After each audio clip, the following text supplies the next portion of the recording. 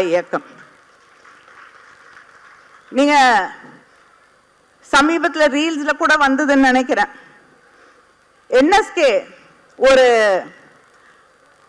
காட்சி, என்எஸ் கிருஷ்ணன் அவர்கள், அதுல அவருடைய முதலாளி ஒருத்தர் இருப்பார்.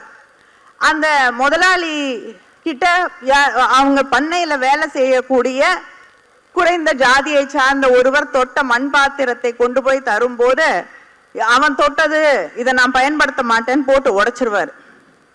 அடுத்து ஒரு வெள்ளி கிண்ணத்தை இன்னொருத்தர் பயன்படுத்தினாருன்னு சொல்லி இதுவும் போய் கழுவி வை, ஏன்னா தீட்டுப்பட்டுடுச்சு, தொட முடியாது, கழுவுன அப்புறம் தான் தொட முடியும்வார். உடனே என்எஸ்கே என்ன பண்ணுவாரு, அவரே காசு கொடுத்துருப்பாரு. அந்த பணம் அந்த மேஜையில இருக்கும், அதுல தண்ணி தெளிப்பாரு.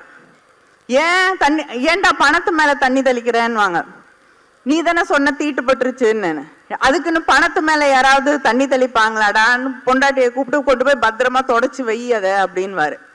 அடுத்து 2 பேரும் வெளியில வருவாங்க. வேலை செய்யற அங்க பண்ணையில வேலை செய்யற பணியாள் ஒருத்தர் வந்து, அம்மாவோட மூக்குத்தி காணாம போயிடுச்சுன்னு சொன்னீங்கல்ல, அந்த மூக்குத்தியை நான் கண்டுபிடிச்சிட்டேயா, கீழே கடந்ததுன்னு கொண்டு போய் கொடுப்பாரு. கொடுத்தோன்னே அந்த மூக்குத்தியை கையில வாங்கி அந்த முதலாளி 2 கண்லையும் ஒத்திட்டு பாக்கெட்ல வச்சுக்குவாரு. உடனே கேட்பாரு, இப்ப பாக்கெட்ல வச்சுட்டியே அப்படின்னு. ஆமாயா, நான் நகை கிடைச்சோன்னு என்ன பரவாயில்லையே, உங்க ஜாதி வந்து பொருளுடைய விலைக்கு ஏத்த மாதிரி குறைஞ்சுக்கிட்டே வருதுன்னு.